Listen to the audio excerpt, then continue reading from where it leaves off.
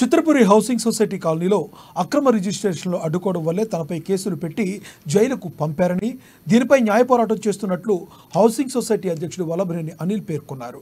తనపై కక్ష సాధింపు చర్యలో భాగంగానే కేసులు బనాయించి మరీ జైలుకు పంపించారని ఆరోపించారు. దీంతో సినీ కార్మికుల గృహ నిర్మాణాలు నిలిచిపోయాయని చెప్పుకొచ్చారు. సినీ కార్మికుల శ్రేయస్సు కొరకు ఇంతటికైనా సిద్ధమన్నారు.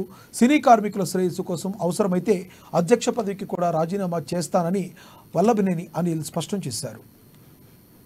సొసైటీ సభ్యులు చేయాలి కాబట్టి సొసైటీ సభ్యుల సమక్షంలో నిర్ణయం తీసుకున్నాం. ఆ రోజు నేను ఇండస్ట్రీ పెద్దల్ని అంటే మా చిత్రపూరి సభ్యుల్ని బయట నుంచి ఇక్కడ చేసేది ఏమన్నది ఈ చిత్రపూరి సభ్యుల యొక్క సమస్యని చిత్రపూరి సభ్యులే పరిష్కారం చేసుకోవాలి కాబట్టి చిత్రపూరి సభ్యులందరినీ కూడా ఆహ్వానిస్తాం. దాంట్లో సభ్యులుగా ఉన్న పెద్దవాళ్ళందరినీ కూడా వాటిని ఆహ్వానించి వారి సమక్షంలో ఒక గ్రీవియన్స్ కమిటీ కూడా వేసుకొని ఆ కమిటీ సమక్షంలో ప్రతి సమస్య పరిష్కారానికి మేము ముందుంటాం. ఆ తర్వాత అంతిమ తీర్పులో సభ్యులు ఏది ఇస్తే దానికి నేను పూర్తిగా కట్టుబడి ఉంటానని చెప్పేసి మరొకసారి తెలియజేస్తున్నా. మేమైతే మాత్రం ఈ కమిటీ ఎటువంటి తప్పు చేయలేదు, తప్పుడు రిజిస్ట్రేషన్లు చేయలేదు, తప్పుడు సభ్యత్వాలు ఇవ్వలేదు, తప్పు పనులు ఏమీ చేయలేదు, ₹1 కూడా మిస్యూజ్ అయితే చేయలేదు.